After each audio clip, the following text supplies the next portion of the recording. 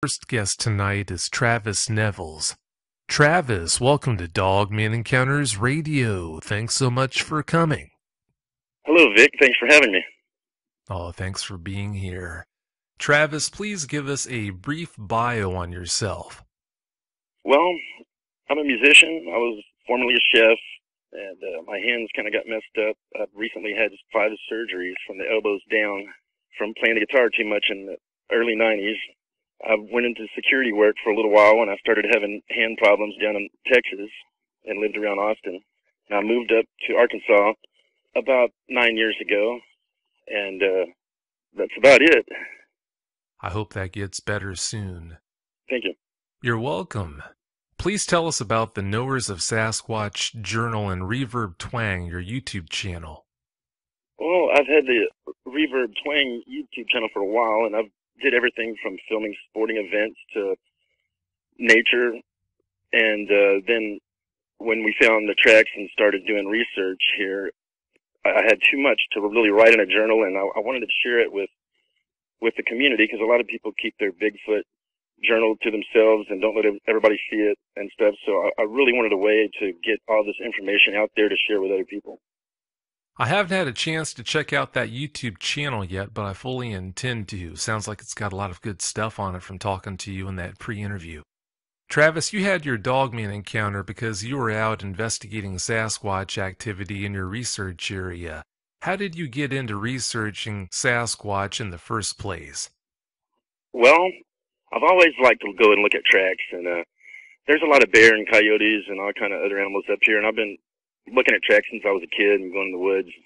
And I met a friend of mine through the internet that made Indian flutes and stuff, so I was going to buy a couple of flutes from him. He came to my house on the 4th of July, 2013, and when I was talking to him about a documentary that I was working on coyotes, he seemed to take an interest in it. So I asked him if he wanted to go walk down this trail and look for some tracks, and he said sure. So we hiked down this trail about 30 minutes, 45 minutes, looking at tracks. We've seen bear tracks, we've seen coyote tracks, and then he says, look at this one.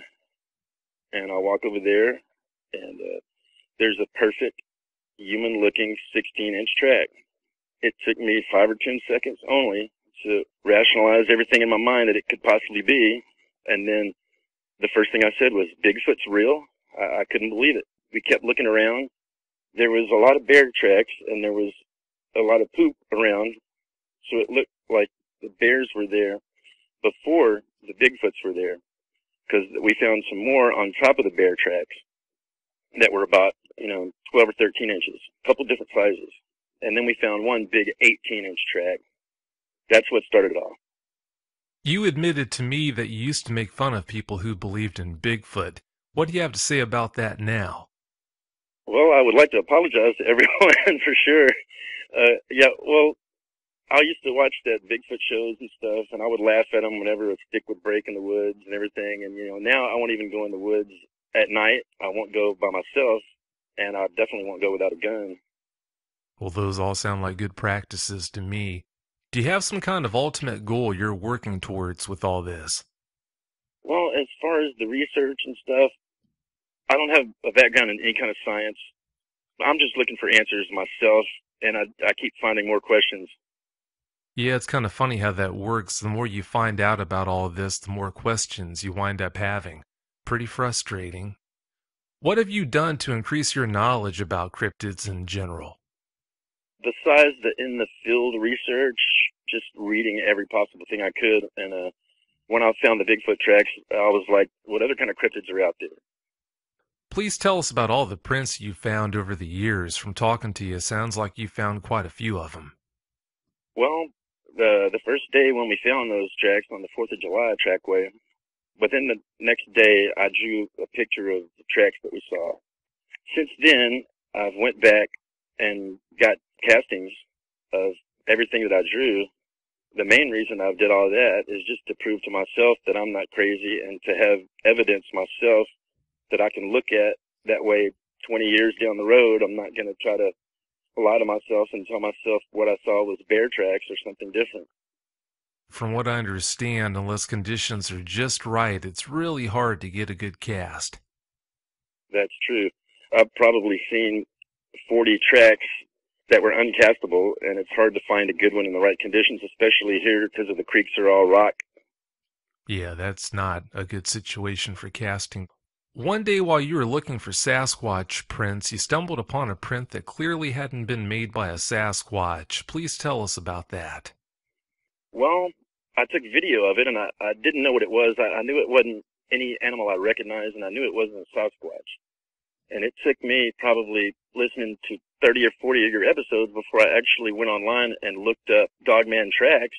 And when I saw the ones in the snow that was associated with the Dogman, my heart skipped a beat because it looked just like the video I had titled Unknown Track.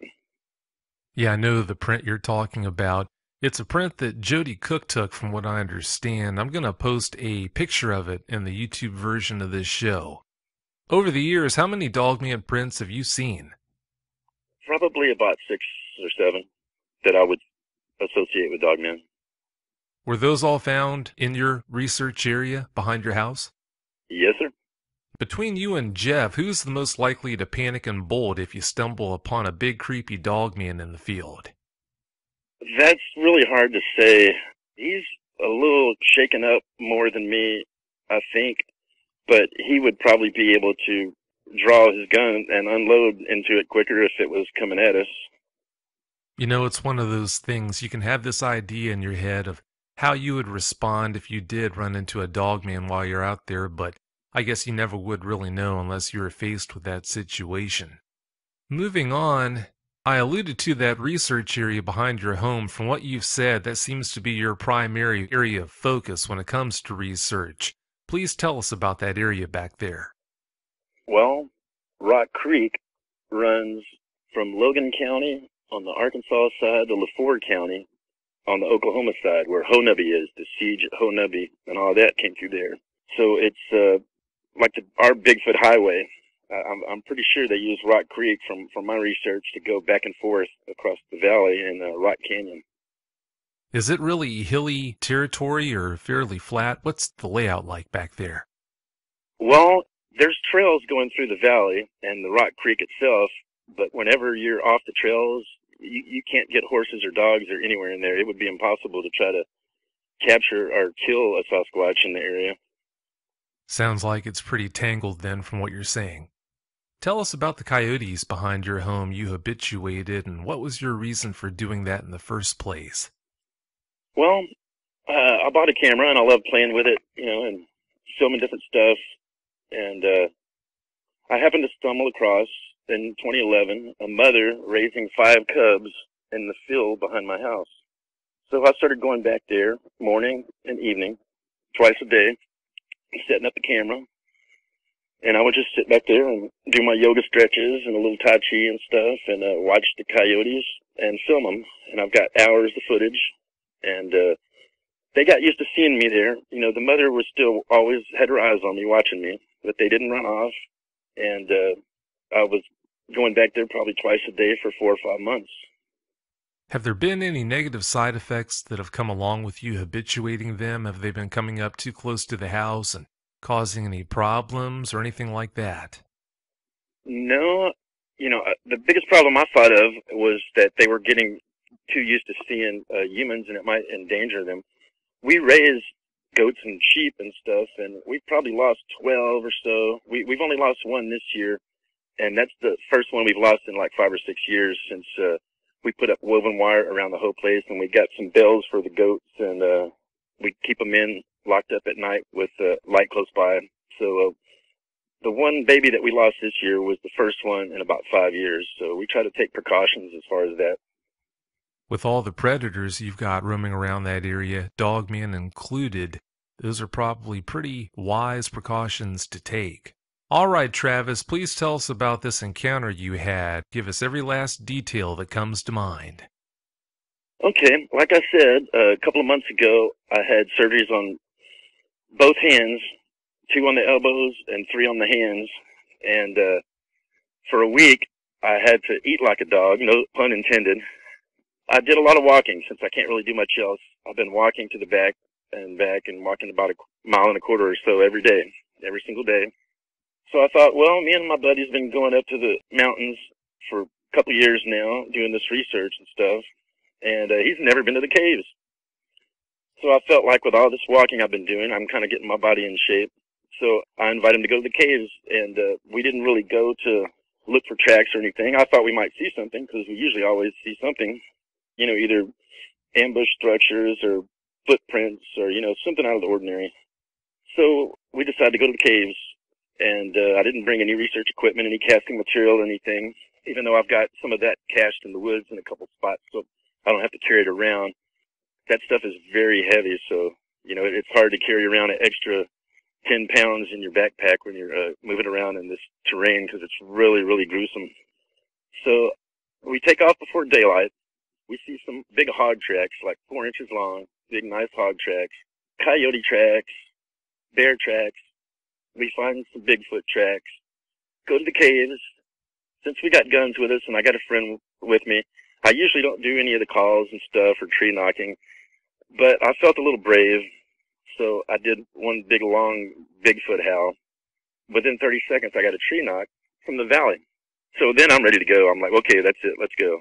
So we head down from the caves and get back down to the trail, and whenever we hit the trail, the whole valley, deeper than we've been, you know, not the direction we came from, but the other direction, just lit up. There was coyotes, there was Bigfoots, and then there was other howls that I couldn't recognize. I heard a dog bark before I did my howl, which is pretty unusual up there. I know there's a few wild dogs up there.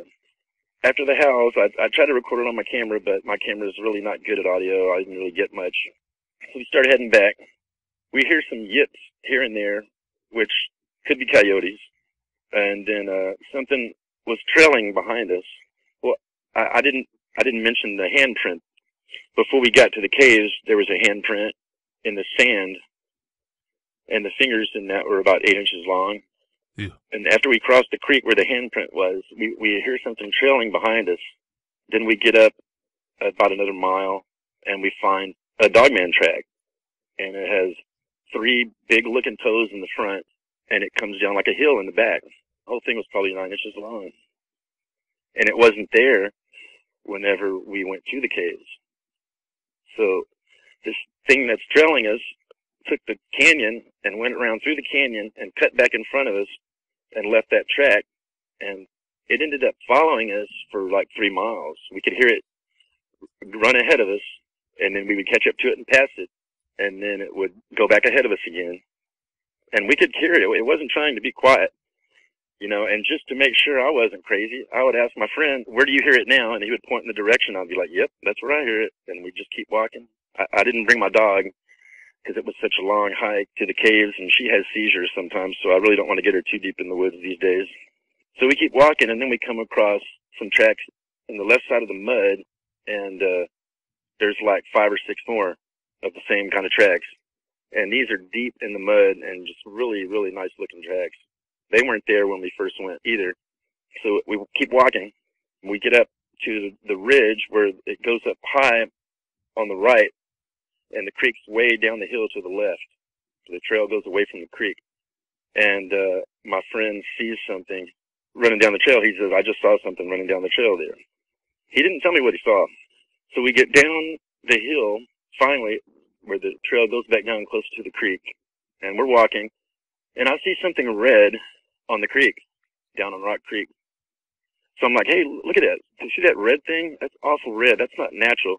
Because it was like blood red, and it wasn't like you know, it was out of place. So I want to check it out. I'm like, I'm going to go down and check it out.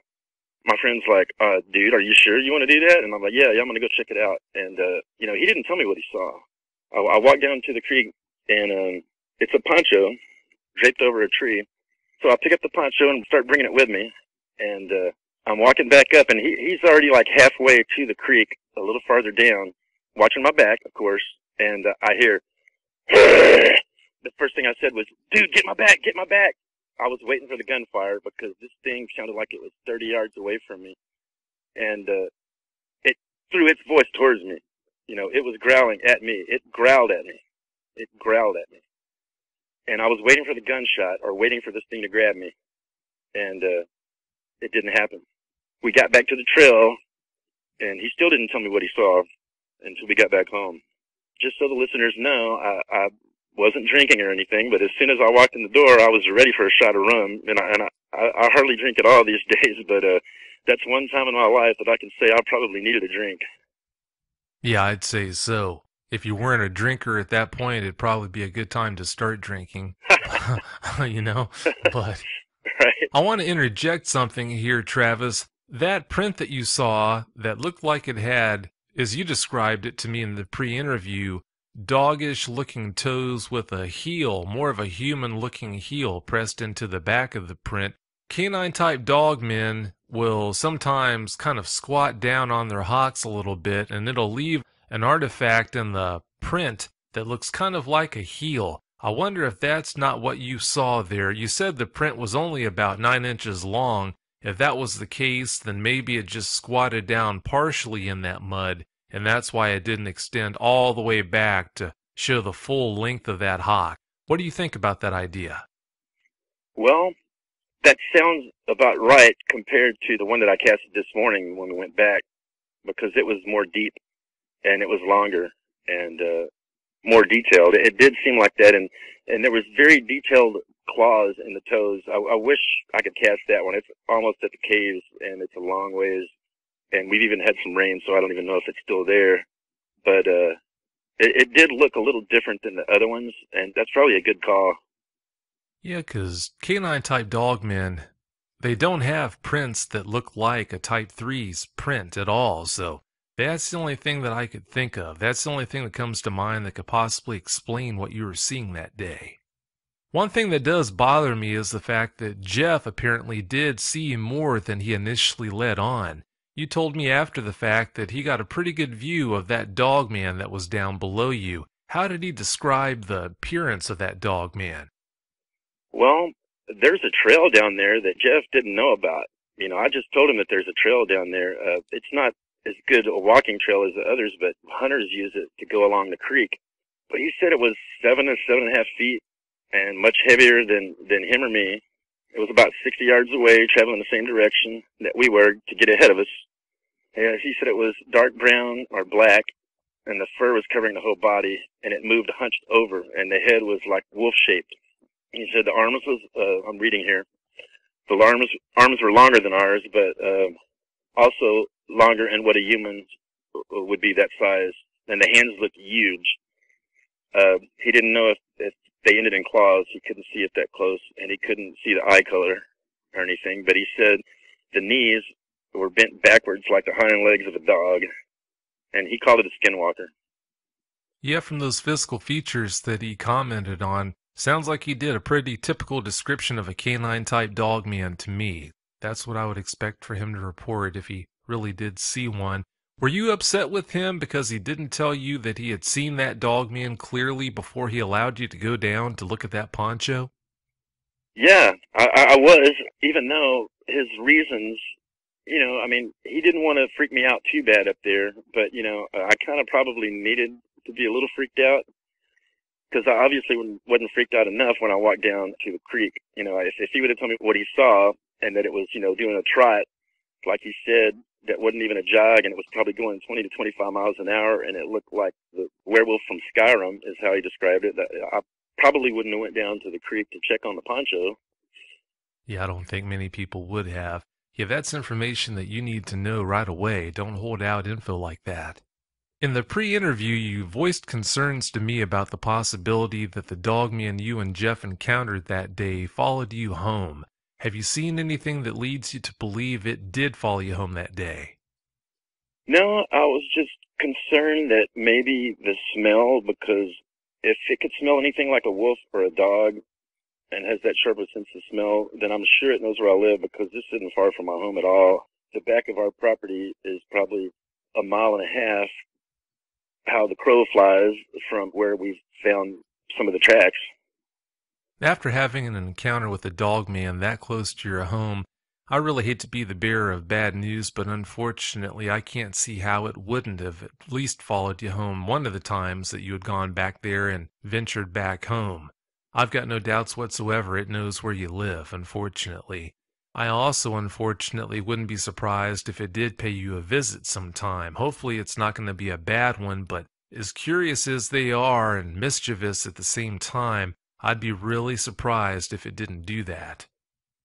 Even though we drive to the entrance to the woods where we go hike from, and it's about 7/10 of a mile from my house or so, it is still, it's still disconcerting knowing how well their sense of smell is. And, I wouldn't doubt if he showed up, but if he does, I've got silver bullets ready.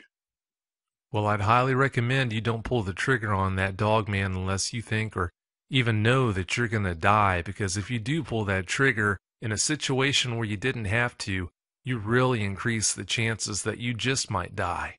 Right. Well, I know for sure, without a doubt, that I'm going to die. Well, hopefully someday way down the road in the future rather than sooner. Right. At least I hope. You told me that you don't think fans of your YouTube channel will like you talking about your dogman experiences. Why do you think that? Whenever I first saw the Bigfoot tracks, the first thing I said was, Bigfoot's real. And the second thing I said was, why did it have to be me? Because a lot of people think I'm a conspiracy theorist anyway about stuff. My friends at first were like, oh, Travis is going crazy. And until they started seeing that I was collecting footprint tracks and I'm posting all this stuff. And then they're like, well, maybe he's onto something. That's pretty interesting. That's an interesting track. And then now with the Dogman thing, it's like people have a easier time believing in Sasquatch because there's more information out there. Even though werewolves and dogmen and Anubis and all this stuff has been around for, hundreds or thousands of years. And people just have a harder time dealing with it, including myself. I'm kind of having a hard time with it. Yeah, even if you see one at 5 feet, it's still hard to wrap your head around. The idea that something like that could exist, it's just beyond comprehension. Please tell us about the time you, your dog, and Jeff were chased out of the woods by those things that surrounded you that day. Well, we were up on the ridge. I didn't have any falsetto because I was developing a cold, so I couldn't do any kind of whoops or anything. I usually don't do that kind of stuff anyway, but I decided to do a couple tree knocks, and I was doing some low monkey noises, like ooh, ooh, ooh, like that, just real low kind of ape-type noises. We kept walking down the ridge, and then something came to the top of the ridge, to the right of us, and started trailing us. And then we got down to the bottom of the ridge. There was a little break spot there. We took a break, and Jeff started playing some crying babies on his cell phone. And it wasn't really that loud. It's a cell phone. It can't really get that loud. And then whatever was trailing us up the hill came closer. And then there was something down by the creek that come up. And then there was something in the other direction that we weren't going out. So me and my dog and Jeff sitting there looking at each other, and neither one of us said anything. My dog looked at me. I looked at my dog. We all looked at each other in the eyes, and we knew that we were surrounded. We didn't have to say anything. I think one of us said, "You ready?" And we're like, "Yeah," and we just go, and we start walking out. And as we're walking out of the woods, we're being trailed from 9 o'clock, 3 o'clock, and 6 o'clock. I'm kind of backing out of the woods, watching my back, because something's at our 6 o'clock, and I don't want it to sneak up on us. That's when I see movement from one big tree to another, and it just moved from one tree to another real quick. It looked about 8 foot tall, solid black. It didn't look fat like I would expect a Sasquatch to look. It looked more skinny and tall, kind of lanky and tall. Did you ever get a chance to see its head, whatever it was? No, I didn't get a good look at it. I just saw something black, about 8 foot tall, jump from one side to another. No one can fault you for not being able to take a good look at its head. You weren't expecting to see it up there in the first place. It might have been a dog man. They do spend a lot of time in trees, at least it would seem. But everything that's up in the tree like that moves and is large isn't a dog man, of course, so who knows what it was. Please tell us about the Oklahoma sightings you've been researching, including the Howler reports. Well, I've noticed that there's other cryptids around. There's actually hyena reports in the Arkansas area that could be a dogman on all fours, or it could be Bigfoots on all fours.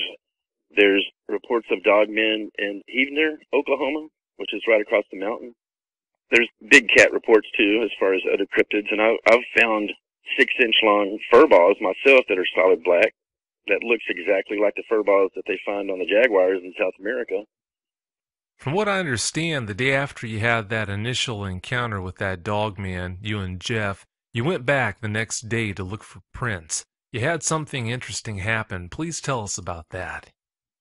Well, I don't know why, and I don't know how we ended up going back, because after being growled at, I was pretty much terrified. Both of us are pretty crazy guys, but there was just something that drew us back up there. We wanted to go cast the footprints. All I had was a can of Big Gap filler. I use that stuff to cast tracks quite a bit because it dries quick. 30 minutes or an hour, you can take your track and go, and you don't have to go back the next day, which is what we were trying to avoid, is going back there as much as possible. So we went up there, and we almost walked all the way to the caves looking for these tracks. Somehow we missed them on the way. I started casting a couple of Bigfoot tracks, because we stepped over a dozen Bigfoot tracks. As a matter of fact, I saw a mountain lion track this morning, and I laughed at it and just stepped right over it, because that's kind of the least of my concern these days. I was casting these 2 Bigfoot tracks, and it was a smell that was awful. It was just real fishy, awful smell. We waited for the cast to dry, and we picked up the tracks and started heading back, and we were trailed again about 3 miles again. We could hear the bipedal steps clunk, clunk, clunk, clunk, clunk in the grass to the left of us, or in the woods to the left of us. And it was just, you could tell it was bipedal track. I don't know if you've heard a turkey running in the woods, but it sounded bipedal. Turkeys make that sound. Turkeys are bipedal. It sounded like a jog to the left of us, and it definitely followed us again. We went back this morning to get the tracks because we finally found them on the way out. So we went back to cast the dogman track, or one of them at least. It took a gallon of water and 1 whole box of plaster of Paris to get 1 dogman track. While I'm casting the track this morning, my friend's telling me, hey, hurry up, hurry up. And I could see him and my dog looking behind us, and he told me that he heard bipedal steps again, but this time it was more like a sneaking kind of bipedal. My dog looked concerned too. She heard it, and she was looking in that direction. That's one reason I like to have her with me, for the extra ears and nose. Since we wasn't going all the way to the caves, I took Mika's dog with me this morning. I finished the track, and instead of measuring the distance between footprints and getting good pictures of all the other tracks like I wanted to, we just went ahead and left. And we're going to go back and get that track in the morning, and I'm going to try to measure distance between tracks and get some pictures of the other tracks and stuff while I'm up there. Hopefully we won't have anything sneaking up on us tomorrow. I hope not, too. That's got to be awfully unnerving, hearing something trying to sneak up on you like that. Yeah, there's videos on the internet of how to cast Bigfoot tracks. People step in the mud and cast their own footprint, but it's a lot different casting an 18-inch track when you're in the middle of the woods and you smell some funk and you got something sneaking up on you. Yeah, I can only imagine that really drives the stakes up quite a bit. Now that dogmen are in your area, has that seemingly affected the Sasquatch there too?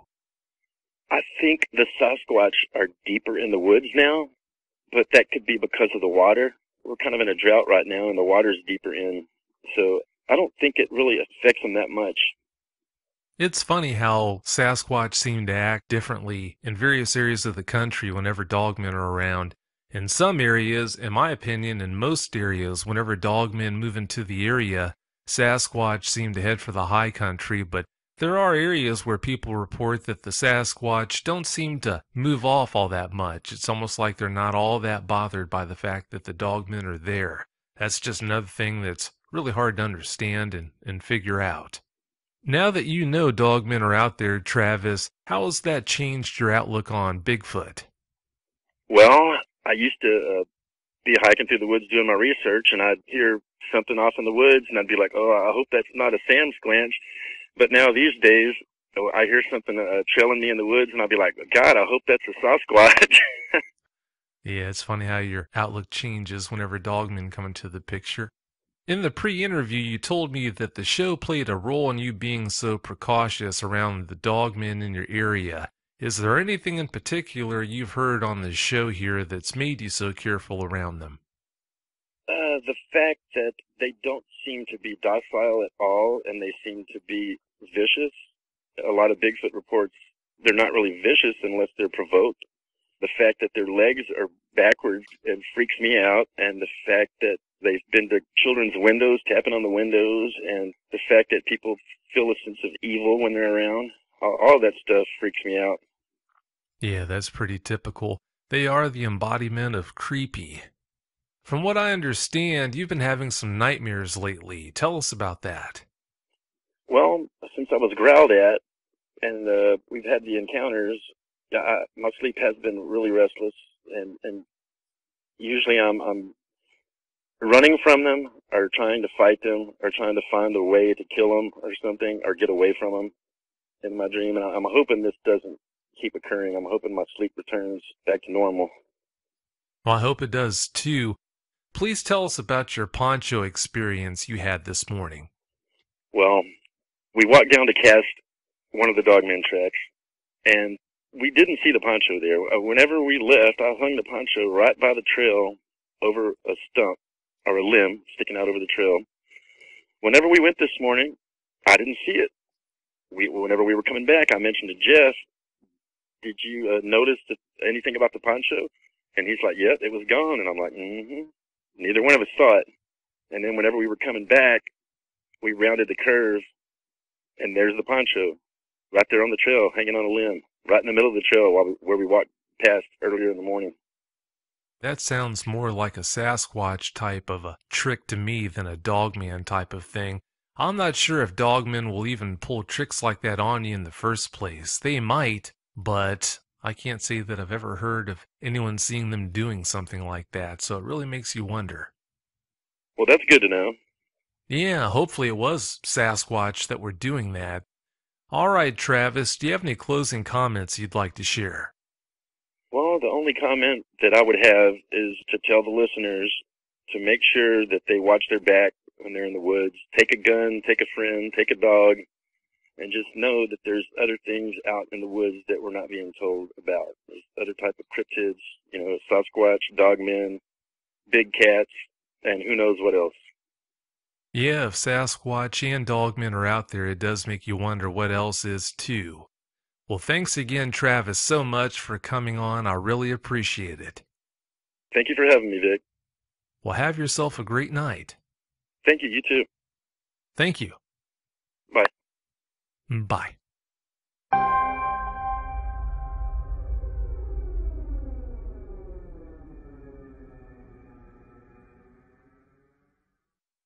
Our second guest tonight wishes to remain anonymous. For that reason, I'm going to refer to him as Eric during the show. Eric, welcome to Dogman Encounters Radio. Thanks so much for coming. Thank you. I'm glad to be here. Eric, please give us a brief bio on yourself. Well, I'm 26 years old. I am really active with my Boy Scout troop. Every time that there is a camp out, I'll try to go with them. And I have always been active with the Boy Scouts. I've been attending meetings and been camping out since the age of 12. I decided being at the forest for a very long time. Every time I get to go by myself, just to enjoy the outdoors, I do.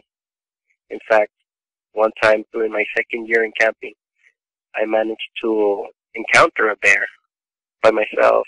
Young, I tried to ignore the rules of being with a buddy, so I ventured up into my campsite. That's where I found the bear eating some trash that some people left behind. I guess that was my first real encounter with nature and the creatures that are inhabited. Also, I enjoy shooting for sport, and I do own several guns, and I'm quite proficient with them. Right now, I just am studying at the university. Running into a bear like that on one of your first outings into the woods, that's one heck of an intro, to say the least. Yeah, it was intimidating, but thankfully, it was a juvenile. It wasn't fully grown. Still, for a 13-year-old who was probably 5'5", encountering a creature that was probably as tall as myself and as menacing. But from my perspective, anyway, there's a difference between seeing a bear at the zoo with the protection of the rails or glass and finding it right there in front of you, no more than 20 yards away, with nothing in between but a trash can. Yeah, there is a big difference when there aren't any bars between you two. Before the incident you're here to talk about happened, Derek, how much time had you spent in the woods? It sounds like you had spent quite a bit of time out there. Yeah, I enjoy camping.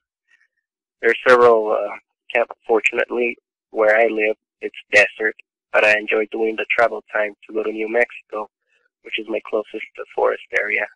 I enjoy going to that area a lot, Lake Roberts, outside of Cloudcroft, and of course when I joined the Boy Scouts and we do some other outings even in the desert, at the mountains. It's always good fun. I just enjoy the peace and quiet that I get when I'm there.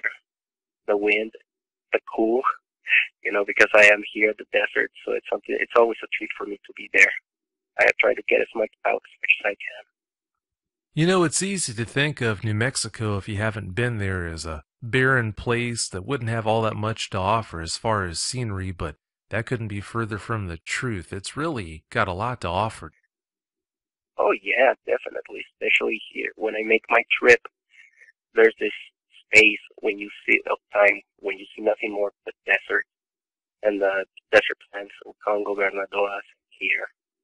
And then once you go through a tunnel and you go out on the other end, it transforms. You start seeing pine trees, the temperature goes down. It's an incredible transformation. It took me by surprise the first time I went there. Oh, I'll bet it did.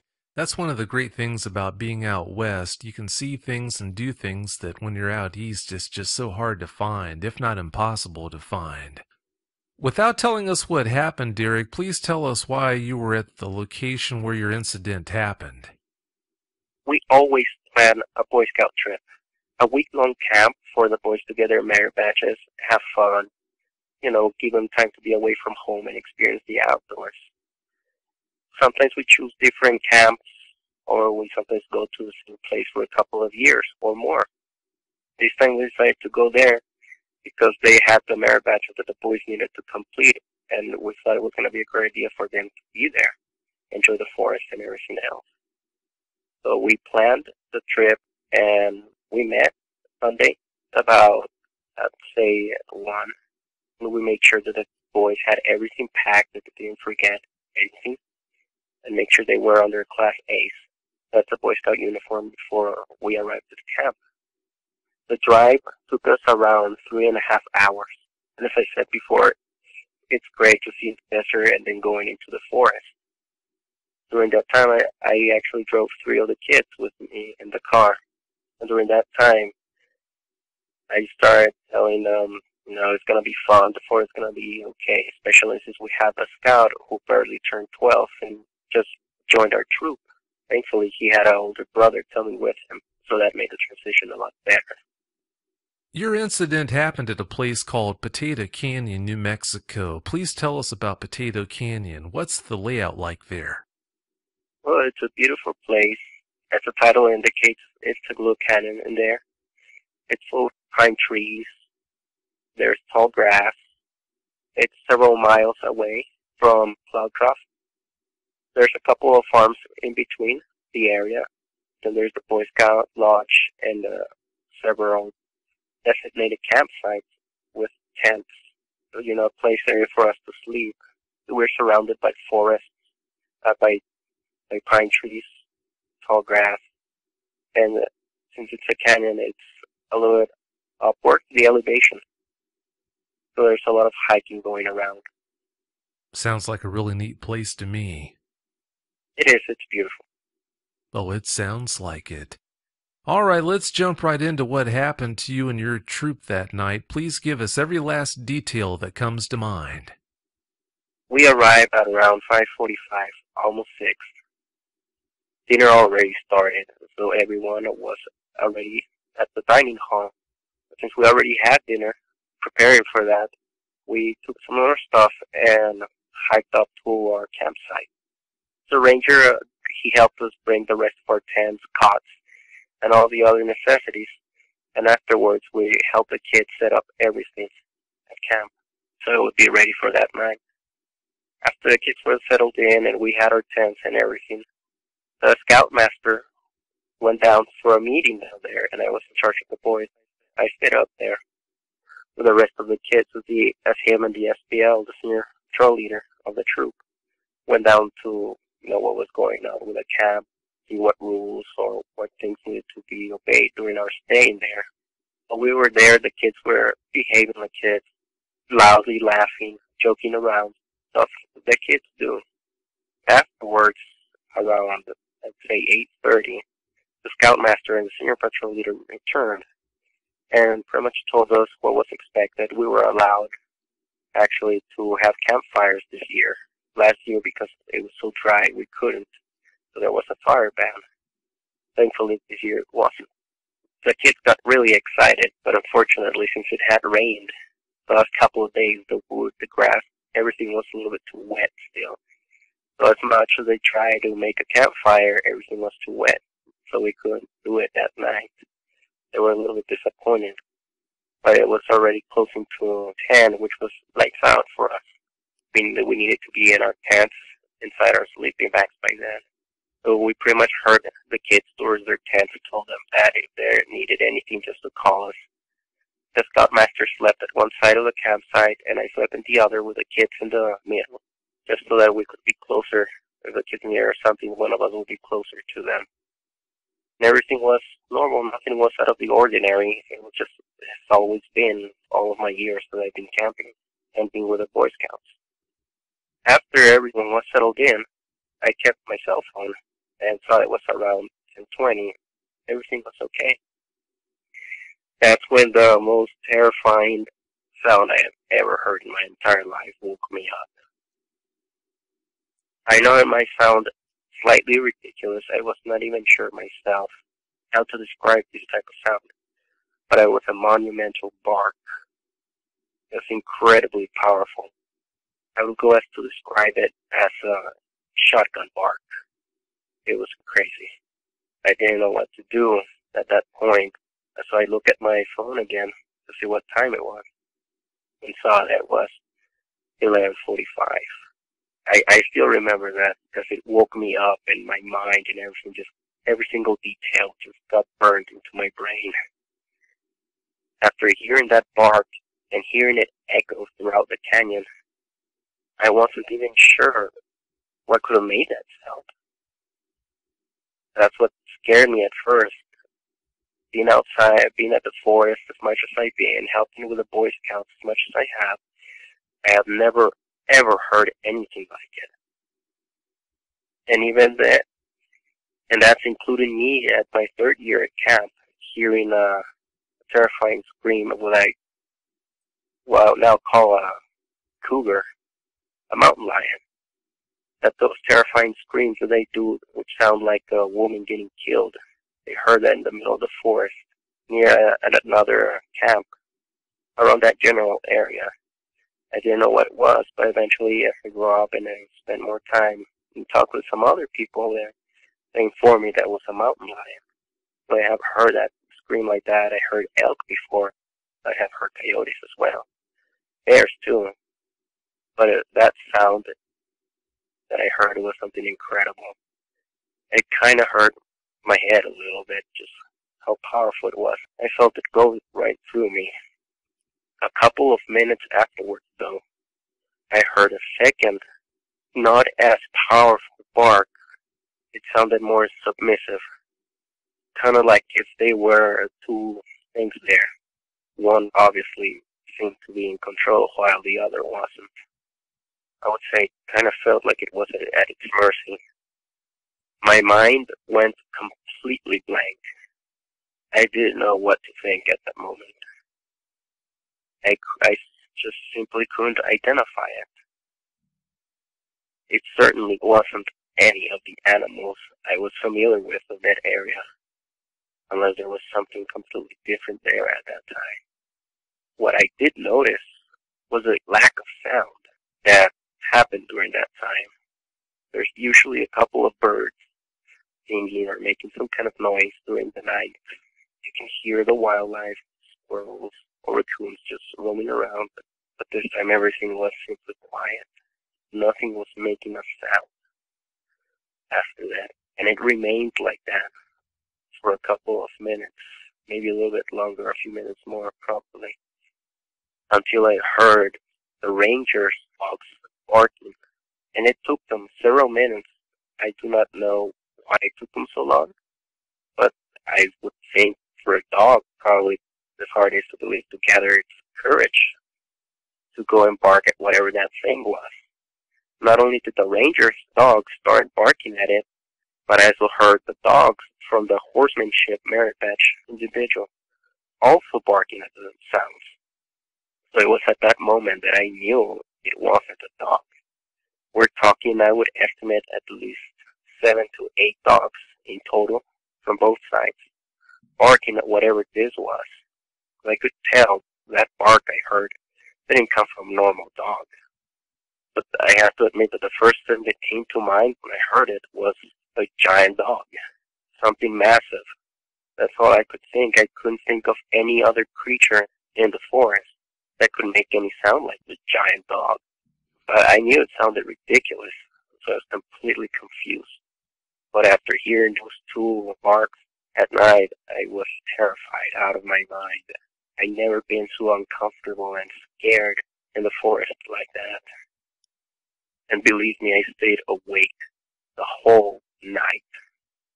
Oh, I don't think anyone could blame you for staying awake after hearing something like that.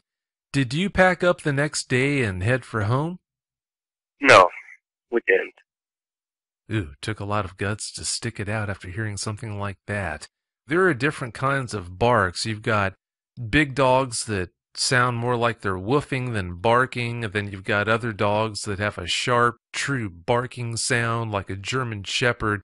Was this sound that you heard, was it more like a woof or more like a super loud, sharp bark? How would you describe it? I would describe it as a loud, tremendous, sharp bark. A loud, sharp bark. These things apparently make a lot of noises, but I've got to admit I've never heard any recordings where it sounded like they were barking. From what you told me, you never did see what was making those sounds, so we never will know what it was. All we can do is guess. But I can't think of anything else in the woods that could make a sound like that.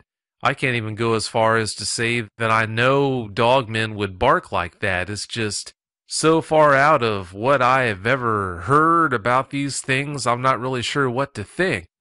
Having said that, how close would you say you were to what was making those sounds?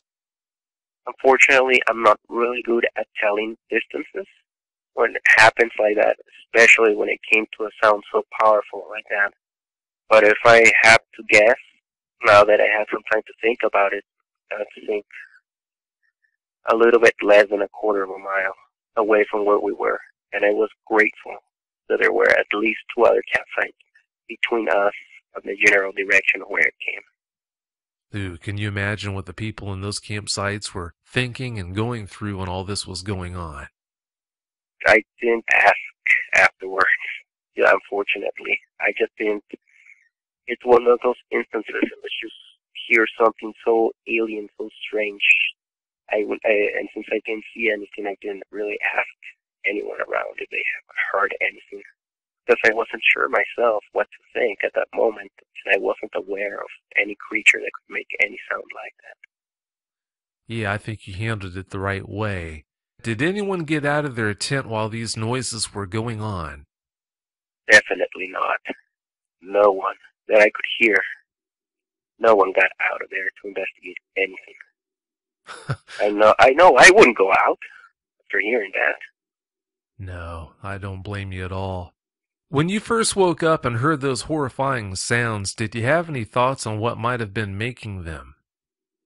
The only thing that came to mind when I heard that was giant dog. After all, it was a bark. It was loud. It was short. It was only one, but it was powerful, and it was a bark. Thereby, as funny as it might sound, that's the first thing that popped to my mind. Giant dog. Or at the very least, something with incredible lung capacity.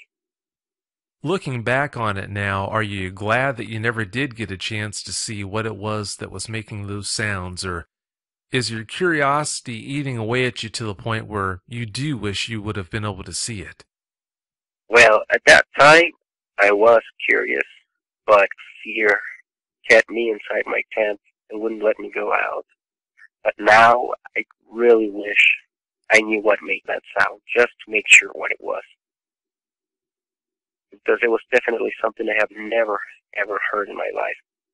And I really want to know what it was. It was big, that I can tell 100%. It was big, had massive lung capacity. It had to be a really big animal to make that kind of sound. But I really wish I could gone out and find out what it was. I know right now you're curious about what it was, but I'm not so sure if the situation had presented itself where you had a chance to see this thing. I can't see that turning out all that well for you, but that's just my opinion. How long did you say you heard those strange noises? I'm kind of fuzzy on that. I'd say the first one lasted about 10 seconds with echo, and the following one happened a couple of minutes right after, also taking a couple of seconds as well. It was something really quick. If I have to throw a theory out there, it would be that whatever it was, there were at least two of them, and that one of them might have done something that the other one didn't agree with, and let him know that he wasn't happy with that. Kind of like a small argument. Kind of like when you see a pair of dogs, one is bothering the other, and the bigger one barks at the smaller one, and tell them, stay away or be quiet. And the other one responded that same way. That's how long it took. I'd say from a couple to at least 3 to 4 minutes most. It surprised me because it was powerful enough to wake me up and the other kids around me. Yeah, that's a night you're never going to forget, unfortunately. When all this was going on, could you hear people around you starting to stir, or was everyone around you silent? It sounds like they were silent. I could hear a little bit of shifting to my left where the tent of the near kids were at. They didn't speak. I didn't hear them speak. I didn't hear them say anything myself, but I did hear them shift in their sleeping bags continuously. So I would think the sound, the bark, woke them up as well, at the same time as it did me. But that was pretty much all I could see, hear. Although the kids moving. But from the other campsites, the nearest one, I couldn't hear anyone moving or going out to investigate. Everyone stayed inside their tents. Oh, I'm sure they did. I'm sure they didn't make a sound, just praying that whatever was making that sound would go away and not pay any attention to them.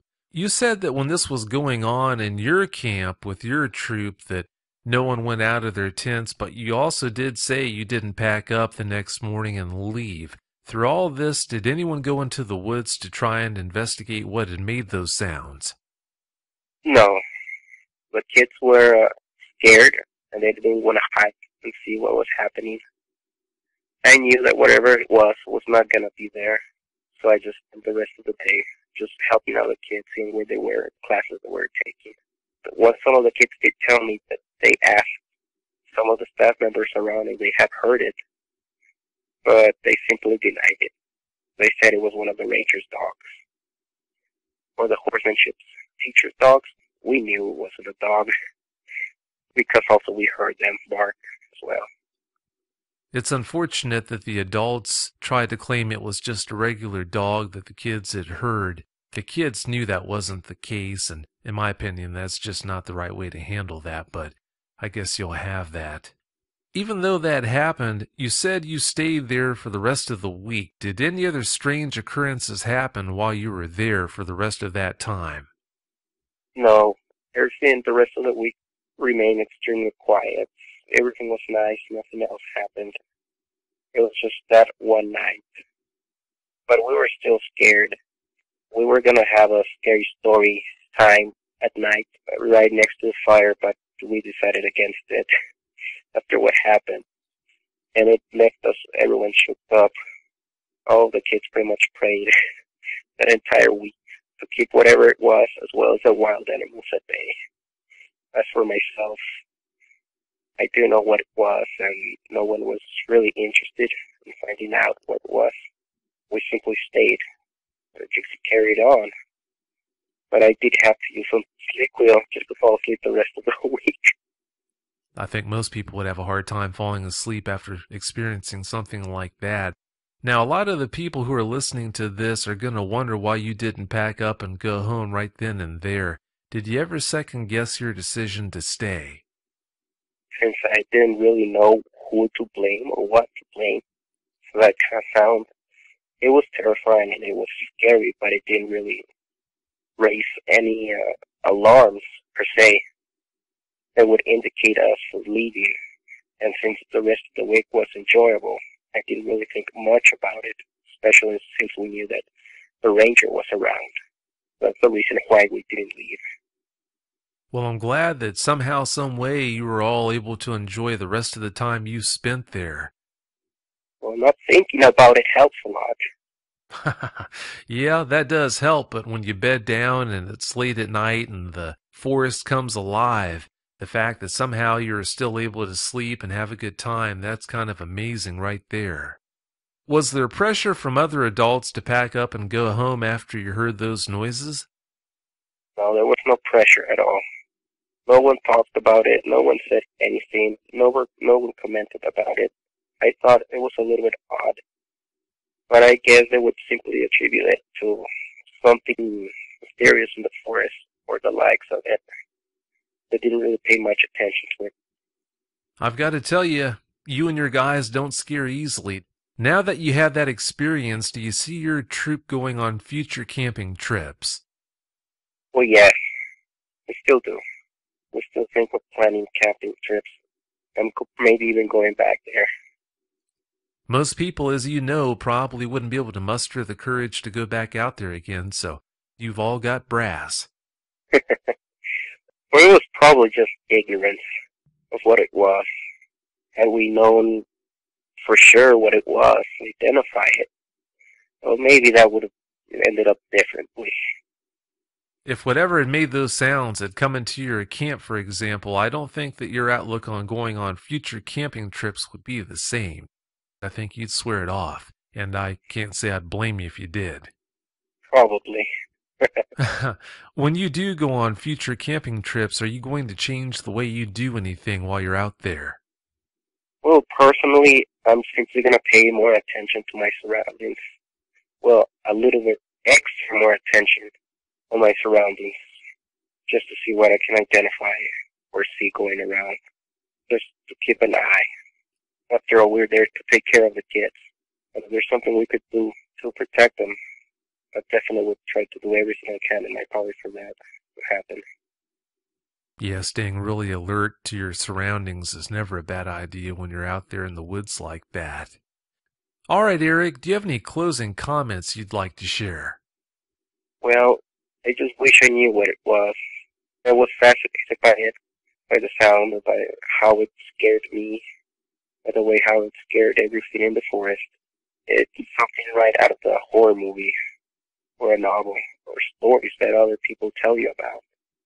And that's what prompted me to try to look, research, and find what it was. And that's when I came to your show. Heard some accounts, read a little bit about the dog man, and it made sense to me. I didn't, but to be honest, I'm not sure what it'd be. It's just that seems like the most logical answer. And to be honest, I wasn't expecting that. I wasn't expecting a creature so big and terrifying to actually be stopped in the forest. Well, like a lot of people, I think you're happy to know that something like that is out there so that you can do certain things to hopefully prepare yourself and limit the chances of something bad happening to you compared to not having a clue that something like dogmen are out there and just wandering around without preparing yourself for a possible confrontation. It's not comforting knowing that they're out there, but for me, I'd rather know that they're out there and take steps to hopefully cut down the chances of having a problem than not know they're out there and put myself in some bad situations where I just might pay some kind of an unfortunate price. Like we talked about before, we don't know if it was a dog man. I guess it could have been a Sasquatch that was making those sounds. I'm not all that familiar with Sasquatches making barking sounds. I guess there have been times where they've supposedly made sounds like that, but that's the big mystery.